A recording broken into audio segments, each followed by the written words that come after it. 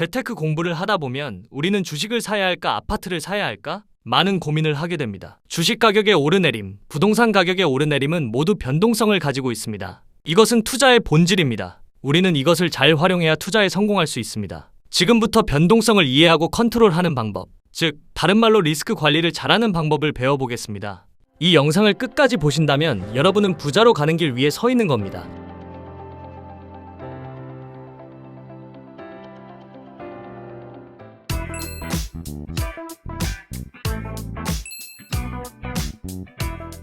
영화 올드보이에서 주인공 오대수는 누군가에게 감금되어 15년간 매일 군만두만 먹다가 어느 날 갑자기 풀려납니다. 자신을 가둔 범인을 찾아낸 그는 이렇게 질문합니다. 왜 나를 15년간 가둬놨던 거냐? 그런데 돌아온 대답은 놀라웠습니다. 당신은 이렇게 틀린 질문을 하니까 답을 못 찾는 거야. 15년간 갇혀있다가 갑자기 풀려났으면 왜 나를 감금했냐고 질문할 게 아니라 왜 풀어줬느냐고 물어봤어야지. 라고 범인은 말을 하죠. 어떤 질문을 하느냐는 의외로 중요합니다. 본질을 이해하고 있어야 좋은 질문도 던질 수 있는 것이죠. 투자에서도 마찬가지입니다. 세상에는 다양한 자산이 있지만 우리는 보통 주식과 부동산 두 가지 자산으로 재테크를 합니다. 재미있는 건 주식과 부동산은 마치 개와 고양이처럼 비슷한 것 같으면서도 아주 큰 차이가 있다는 사실입니다. 우리는 주식 투자를 할 때 항상 어떤 종목을 사야 하는지 고민합니다. 그런데 아파트를 살 때는 다르게 질문합니다. 집을 언제 사야 할까요? 지금이 집을 살 적기인가요? 아니면 내년에 집값이 좀 더 떨어지지 않을까라고 말이죠. 결론부터 말하자면 질문 자체가 틀렸습니다. 주식 투자에서는 어떤 종목을 사야 할까보다 훨씬 중요한 질문이 있는데 그건 주식을 언제 사야 할까입니다. 반대로 부동산 투자에서는 아파트를 언제 살까라는 질문은 그리 중요하지 않고 오히려 어떤 아파트를 살까라는 질문이 더 중요합니다. 주식에 투자할 때 던져야 하는 질문과 부동산에 투자할 때 고민해야 하는 질문이 애초에 다른 것이죠. 그 이유를 지금부터 하나하나 살펴보겠습니다. 여러분도 다 아는 사실이지만 주식 가격은 변동성이 매우 크기 때문에 매수 시점의 선택이 투자 결과의 대부분을 설명합니다. 예를 들어 애플 주식을 100원에 샀을 때와 1000원에 샀을 때를 놓고 봤을 때 단지 얼마에 샀다는 이유만으로 나머지 투자 수익이 결정됩니다. 어떻게 보면 뭐 일이 불공평해? 라고 말할 수도 있겠지만 얼마에 샀느냐가 그 이후 거의 모든 것을 결정하기 때문에 주식은 오를 가능성이 큰 종목을 찾는 것보다 가격이 비싸지 않은 저점에서 사는 것이 훨씬 중요합니다. 아무리 좋은 종목이라도 비싸게 사면 수익을 기대하기 어렵다는 것이죠. 그리고 실제 투자에서는 매도 시기의 결정도 매우 중요한데 가격의 변동성이 커서 언제 파느냐가 수익의 많은 부분을 결정하기 때문입니다. 반면 상대적으로 가격 변동성이 크지 않은 부동산은 언제 사느냐 또는 언제 파느냐에 크게 영향을 받지 않습니다. 그래서 주식 투자의 본질은 가능하면 최대한 기다렸다가 사는 것이고 부동산 투자의 핵심은 가능하면 일찍 사놓고 기다리는 것입니다. 그렇다면 왜 주식은 변동성이 크고 부동산은 그렇지 않을까요? 이는 가격에 영향을 미치는 사람들의 심리와 그것이 가격에 반영되는 과정이 주식과 부동산이 크게 다르기 때문입니다.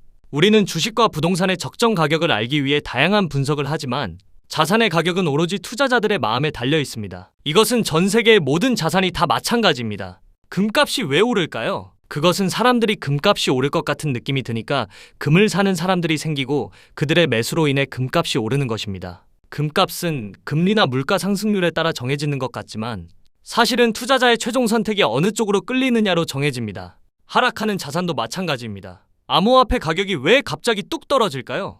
그것은 사람들이 암호화폐는 좀 불안한 것 같아라고 생각하기 때문이고 아파트 가격도 마찬가지고 주식 가격도 매일, 매시간, 매분, 매초 단위로 사람들의 마음이 반영되기 때문입니다. 모든 자산 가격의 상승과 하락은 사는 사람들의 탐욕과 파는 사람들의 공포 심리로 인해 생기는 현상입니다.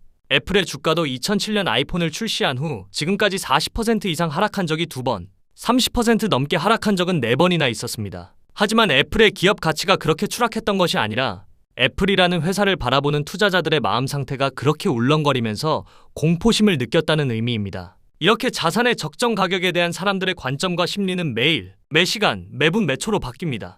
여기서 중요한 것은 이러한 마음이 자산의 가격에 반영되는 과정입니다. 예를 들어 주식은 매도 버튼만 누르면 1초 만에 팔 수 있고 매수 버튼을 누르면 역시 1초 만에 살 수 있습니다. 현재 내 마음이 탐욕이든 공포든 그것을 주식 가격에 반영하는 과정은 매우 쉽다는 뜻입니다. 그래서 주식 가격에는 사람들의 심리가 실시간 거의 그대로 반영되고 그 결과물이 정신없이 위아래로 흔들리는 주가의 분봉, 일봉, 주봉 차트가 됩니다. 그런데 아파트는 좀 다릅니다. 물론 아파트에 투자하는 투자자들의 마음은 주식 투자자들과 크게 다르지는 않습니다. 아파트 투자자들의 마음도 매일, 매시간, 매분, 매초 변덕스럽게 바뀝니다. 너무 비싸게 산 것 같다거나 아파트 가격이 내려갈 것 같다거나 지금 사지 않으면 아파트 가격이 로켓처럼 치솟을 것 같다는 느낌을 자주 받습니다. 그러나 아파트는 팔고 싶은 마음이 든다고 주식처럼 버튼 하나로 금방 팔 수 있는 게 아닙니다. 지금 당장 부동산 중개업소에 내놓고 인터넷에 광고해도 그 집을 파는 데는 3개월이 걸릴 수도 있고 1년이 넘게 걸릴 수도 있습니다. 그러다 보면 사람들은 잘 안 팔리는데 그냥 기다려 볼까? 라고 생각하기도 하고 그러다 다음날 아침이 되면 그래, 부동산 중개업소에 안 내놓기를 잘했어. 다시 생각해보니 아파트 가격이 많이 내릴 것 같지도 않아라고 생각하기도 한다는 거죠. 아파트 투자자들도 탐욕과 공포를 자주 느끼지만 아파트는 매매가 어렵다는 특성 때문에 그저 마음으로만 사고 마음으로만 파는 경우가 많습니다. 그래서 실제 거래되는 아파트는 생각했던 것보다 거래량이 훨씬 적게 되는 겁니다. 아파트의 가격 추이를 그려놓은 그래프가 주식과 달리 안정적이고 평탄한 이유가 여기에 있는 겁니다. 게다가 주식은 쉽게 팔 수 있다는 이유로 더 쉽게 사고 쉽게 되살 수 있다 보니 더 쉽게 팔게 됩니다. 이런 환경은 더 잦은 매매를 불러오고 파는 사람들이 많을 때는 나도 덩달아 팔게 되고 사는 사람들이 많을 때는 나도 괜히 매수 버튼을 누르고 싶어지기도 합니다. 한마디로 주식은 매매 시스템이 사람들의 심리를 실시간 그대로 반영하기 때문에 부와 내동하기에 딱 좋지만 아파트는 그게 어렵습니다. 그래서 같은 시기에 같은 투자자들이 비슷한 마음으로 거래하더라도 주식은 가격 변동폭이 크고 부동산 가격은 변동폭이 작은 겁니다. 너무도 당연한 것 같아 보이는 이 사실은 주식에 투자할 때는 무엇을 가장 최우선으로 봐야 하는지, 부동산에 투자할 때는 무엇을 가장 중요하게 봐야 하는지를 알려줍니다. 예를 들어 요일에 따라 가격이 달라지는 백화점이 있다고 할 때 이 백화점에서는 뭘 사면 좋을지보다는 어느 요일에 쇼핑해야 하는지가 훨씬 중요합니다. 요일에 따라 가격이 달라지는 백화점처럼 주식은 시기별로 가격 등락폭이 매우 크기 때문에 주식 투자에서는 어떤 종목을 사야 하는지보다 언제 사고 언제 팔아야 하는지가 훨씬 중요합니다. 반면 아파트는 할인해서 거래될 때도 있고 프리미엄이 붙어서 거래될 때도 있지만 할인이나 할증폭이 주식에 비해 매우 작기 때문에 아파트는 언제 사야 하느냐는 고민보다는 어떤 아파트를 사야 하는지가 훨씬 중요합니다. 하지만 우리는 이상하게도 주식 투자는 어떤 종목을 사야 하는지를 고민하고 아파트는 언제 사고 팔아야 하는지를 더 고민합니다. 오히려 반대로 생각해야 합니다. 결론을 말씀드리면 우리가 주식을 살 때는 어떤 종목을 사야 하는지보다 언제 사야 하는지를 더 고민해야 하고 부동산에서 아파트를 살 때는 언제 사야 하는지보다 어떤 아파트를 사야 하는지를 더 고민해야 하는 것입니다. 우리 주변에는 투자를 잘하는 사람과 잘 못하는 사람이 있습니다. 10번을 투자해도 10번 모두 실패하는 사람도 종종 발견됩니다. 이런 사람들은 보통 운이 나빠서라고 생각하지만 사실은 그렇지 않습니다. 그런 사람들은 실패할 수밖에 없는 심리 구조를 가지고 있기 때문입니다. 그들은 가격이 막 오르려고 할 때 팔아버리고 가격이 막 내려가려고 할 때 덥석 사버립니다. 이제는 팔아야 할 때인데 팔지 않고 반대로 팔면 안 되는 때인데 팔아버립니다. 주가는 오르거나 내릴 확률이 50% 반반이고 주식을 사거나 파는 선택도 그 빈도와 결정이 50%의 확률로 나타납니다. 100명이 주식 투자를 하면 50명은 돈을 벌고 50명은 돈을 잃는 게 일반적이어야 합니다. 하지만 실제로는 매우 소수가 돈을 벌고 대부분은 돈을 잃습니다. 심지어 주가가 계속 오르는 구간에서도 돈을 버는 사람들은 소수이고 돈을 잃는 사람들이 다수죠. 그 이유는 우리의 심리가 주식 투자로 돈을 잃는 것에 적합하게 만들어져 있기 때문입니다. 원시시대부터 인간은 공포와 불안에 극도로 민감했습니다. 우리는 그것을 본능이라 부르는데 심리학에서는 손실 회피 성향이라고 말합니다. 이런 본능은 원시시대의 인간을 오래 생존할 수 있게 했지만 주식 투자를 하는 현대인에게는 장애 요인으로 작용합니다. 투자자의 본능인 탐욕과 공포가 이런 손실 회피 성향에서 유래하기 때문입니다. 앞에서 주가는 변동성이 크다고 했는데 빠르게 내려가기도 하지만 반대로 순식간에 올라가기도 합니다. 기업의 실제 가치는 크게 요동치지 않지만 주가는 크게 움직입니다. 그 이유는 다음과 같습니다. 첫 번째, 주가에는 사람들의 상상력이 반영되는데 그것은 주가가 미래 가치를 반영하는 결과물이기 때문입니다. 그런데 이 주가의 변동성은 실제 가치보다 더 크게 오르고 더 크게 하락합니다. 투자자들에게서 나타나는 탐욕과 공포심 때문에 그렇습니다.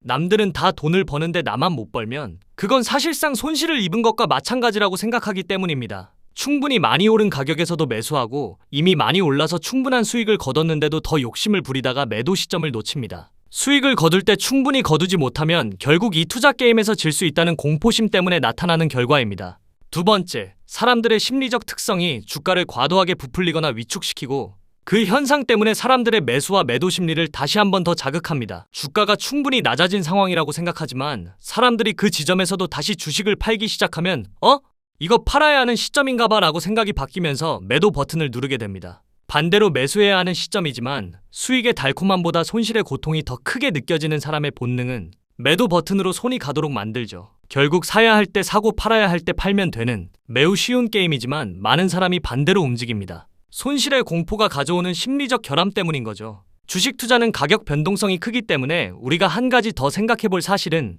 변동성이 크다는 것 그 자체가 투자 수익에 부정적인 영향을 준다는 점입니다. 먹을 때는 크게 먹고 잃을 때는 크게 잃는 투자는 적게 먹고 적게 잃는 투자에 비해 더 낮은 수익률을 가져온다는 의미이기 때문에 변동성이 큰 투자는 주의 깊게 살펴봐야 합니다. 예를 들어 그림과 같이 두 가지 방식으로 1억 원을 4년간 투자했을 때 결과를 보면 변동성이 작은 방식은 4년 뒤에 1억 1,664만 원이 되고 변동성이 큰 방식은 8,100만 원이 됩니다. 언뜻 생각하면 변동성이 작을 때 이익은 40%, 손실은 20%이므로 결국 4년간의 총수익률은 플러스 20%가 될 것이고 변동성이 클 때의 이익은 100%이고 손실은 80%이므로 결국 플러스 20%로가 아니냐고 할 수 있습니다. 하지만 실제로는 19%의 손실이 발생합니다. 비밀은 이렇습니다. 예를 들어 1,000원에서 주가가 10% 떨어지면 900원이 됩니다. 그런데 손실본 900원을 다시 1,000원으로 만들기 위해서는 11.1%의 수익률이 필요합니다. 한 번 떨어진 가격은 동일한 폭으로 상승해도 결국 손해가 된다는 의미입니다. 20%의 손실에서 원금을 회복하려면 25%의 수익이 필요하고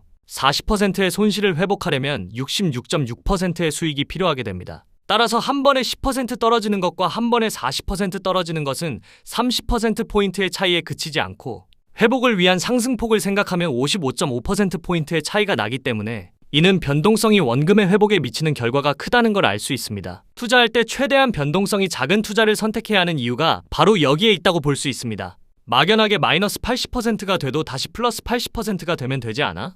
라고 생각하면 안 된다는 점입니다. 여기서 우리가 얻을 수 있는 교훈은 단 하나. 결국 잃을 때 크게 잃는 투자는 가능하면 피하는 게 투자의 중요한 요령이라고 할 수 있습니다. 주식 투자에서 늘 참인 명제는 주가는 장기적으로 우상향한다라는 것입니다. 여기서 말하는 주가는 특정 종목이 아니라 주식시장 전체의 가치를 의미합니다. 확실한 건 이것 하나입니다. 장기적으로 돈이 계속 풀려나오고 그 덕분에 경제가 계속 발전하고 소득이 늘어나면 주가는 우상향한다는 것입니다. 그렇다면 주식 투자는 어떻게 해야 할까요?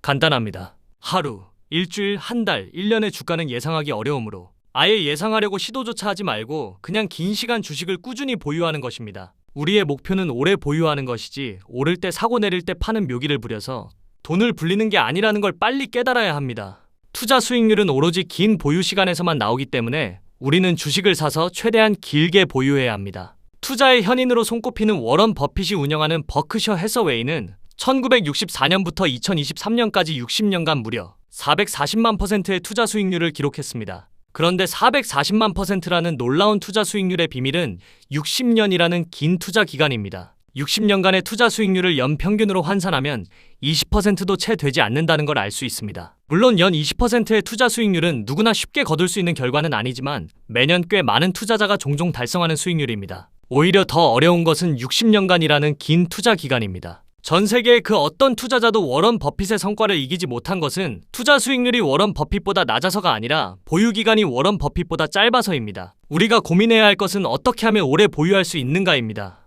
한 가지를 더 고민한다면 어떻게 하면 싸게 살 수 있는가입니다. 주식은 그 특성상 싸게 사는 것도 가능하고 비싸게 사는 것도 가능하므로 신중하게 판단해서 기왕이면 싸게 사는 게 좋습니다. 사실 주식은 얼마나 싸게 샀느냐가 투자 수익률의 대부분을 좌우하지만 일단 주식을 샀다면 최대한 오래 보유하는 것이 우리가 할 수 있는 노력의 전부가 되는 것입니다. 정리하면 다음과 같습니다. 주식 투자를 잘하는 법은 싸게 산다. 그리고 오래 보유한다. 부동산 투자를 잘하는 법은 일찍 산다. 그리고 오래 보유한다입니다. 그렇다면 주식 투자에서 보유 기간을 길게 장기 투자를 하려면 어떻게 해야 할까요? 여러 가지 방법이 있는데 첫 번째는 주식을 단기에 쉽게 팔지 않으면 됩니다. 돈이 급한 상황이 생기면 투자금을 깨는 경우가 생기는데 그렇게 되면 장기 투자를 할 수 없게 되기 때문입니다. 우리는 돈이 급히 필요한 일을 만들지 않으면 됩니다. 그래서 필요한 보험에 적절히 가입하고 각자의 직업에 충실해야 하는 것이죠. 그래야 비상사태까지 커버할 수 있기 때문입니다.